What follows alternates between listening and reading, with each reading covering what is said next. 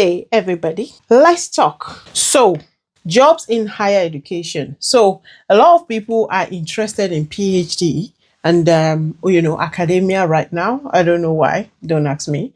Jobs in academia. So, a lot of people are interested in academia, it seems, or at least interested in PhD and progressing to academia as a professional career path.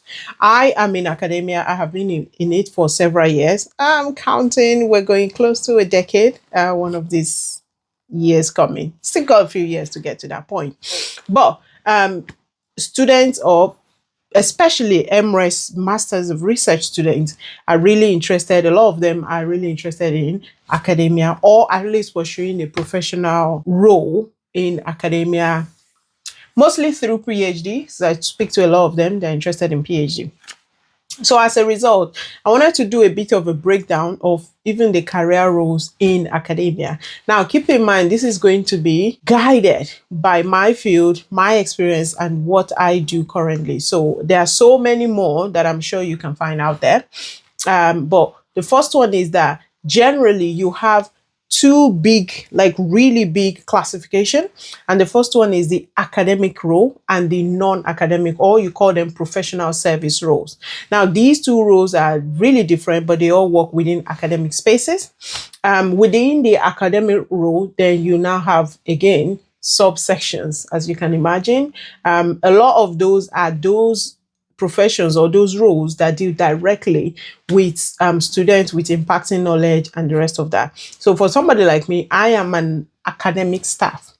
Now, there's other colleagues that work within the university that are professional service staff. So you have individuals like the IT team, those people that support academics to deliver their work.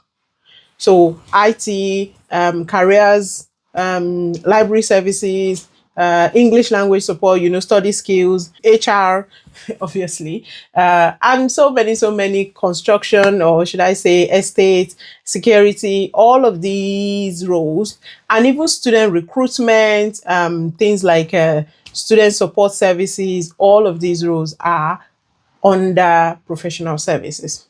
Now, within the academic service or the academic staff, which is where I am situated, like I said, this is really where you have a lot more teaching focus type of delivery in terms of the service. So we also, under academic staff, like I said, we also have some smaller subsets. So you are either on a teaching contract or you are on a research contract. And then in some universities, you have both teaching and research contracts combined. It's important because it depends on the kind of role you're applying for. And it's always good to be aware of what kind of contract that role will be based on. Because when you're applying for that role, it would help you inform how you would really showcase your strengths and capture the interest of the recruiting panel. So this is just a brief overview. I mean, there are more depths to go into in terms of academic roles, but for those that are interested in academia, PhD wise, especially from PhD into academic transition, you need to be aware that there are multiple types of academic positions and roles, and these will be, the earlier you know some of these, it would inform your application process if you find a job that you're interested in. There are also some other roles that are clearly research based, and those ones are easy for you to identify. So things like research fellow, associate fellow, postdoctoral roles, these are very well clearly defined. Most of them are based on purely research contracts. And so a lot of these roles, you will find that you're doing more research in them. One of the differences between research roles and teaching roles is that you find that the research role, their contracts are generally shorter in nature, because most time will run through the lifespan of the research. So many research, their lifespan is, hardly will you find a research that the lifespan is 20 years. It's very rare. Or 30 or 50 years. I mean, there are some, but most research lifespan will probably be a year, 2 years, some even months. And so you find that these contracts, research fellow, associate research fellow, senior research fellow, postdoctoral fellow, all of these, you find that they are generally very short, maybe 2 years, 1 year, 18 months. If you're lucky, maybe 3 years. And then sometimes they extend the roles depending on if the project has not finished or they get more funding.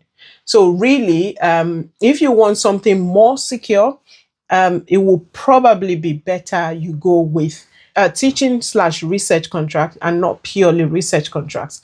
I say this because I remember when I was doing my PhD or when I finished, and we were, me and our cohort or colleagues, so to speak, we're all trying to get academic job or different jobs. I know somebody part of the group that was like, I don't want teaching contracts. I only want research contracts. I enjoyed my PhD and I want to carry on doing research. And so they applied only to roles that are purely research roles, research fellowship and the rest of that. So again, you want to know which one. And on that teaching roles, you sometimes would have teaching contract, purely teaching and scholarship, but also you may have teaching and research. Again, something you would want to be aware of when you're applying so that you can tailor your application towards those, that role and what they are looking for in a candidate that will fit that role. That's it from me for this very one. Thank you and see you. Bye bye.